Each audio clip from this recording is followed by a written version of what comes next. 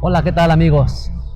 Estamos aquí a espaldas del servidor, está la penitenciaría del Estado.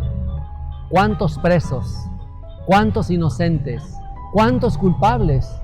Cientos de personas, esclavos detrás de las rejas. Injusta o justamente, eso no nos toca cuestionarlo. Pero ¿saben? El libro de Isaías capítulo 61, versículo 1 y 2 dice: el Espíritu de Jehová está sobre mí por cuanto me ha enviado a dar libertad a los cautivos.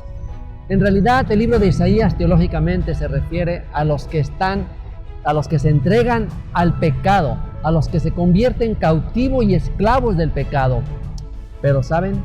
Cristo Jesús vino a dar libertad a los hombres, esa libertad de la esclavitud del pecado para hacerlos libres en Él. ¿Quién no ha sido esclavo de algo?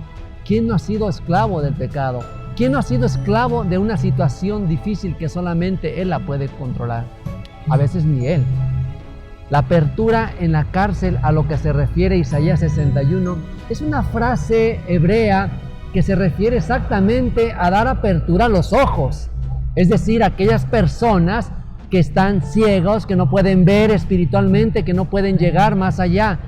Darle oído a los sordos, vista a los ciegos.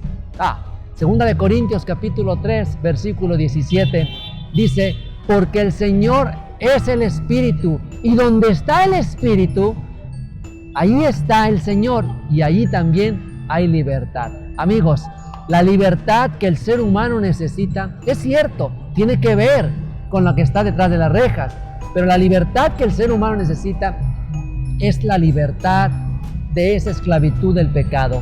Cristo nos dio la libertad para que seamos libres. Tú no tienes derecho a ser esclavo de tu pasado. Tú no tienes derecho de vivir con ese pasado que te atormente. Tú tienes que ser libre en el nombre de Jesús. Por lo tanto, dice Pablo, manténganse ustedes firmes en esa libertad.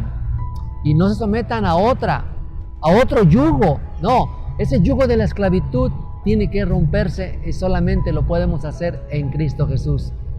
Tú no sabes cómo terminaste en tantos problemas en los cuales te involucraste, atrapado en costumbres que aparentemente no puedes abandonar, atrapado en hábitos, atrapado en cosas que tú practicabas en un pasado. Tal vez eres esclavo de un segundo amor que no debería estar en casa.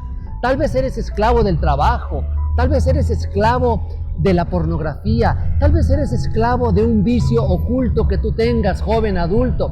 Yo no sé, pero necesitas vencer esos pensamientos negativos, esos sentimientos irracionales, esas costumbres pecaminosas. El libro de Hechos, capítulo 12, narra la historia de cuando Pedro fue liberado de la cárcel. Dice la Biblia que Pedro estaba preso, que Pedro estaba en la cárcel. ¿Por qué? Por diferentes circunstancias. Y cuando él estaba preso, un ángel vino y lo tocó. Dice que estaba con 2 cadenas atados. Y ese ángel le tocó, y ese ángel le ayudó a simplemente quedar libres. Las cadenas se rompieron, cayeron en el momento de la libertad.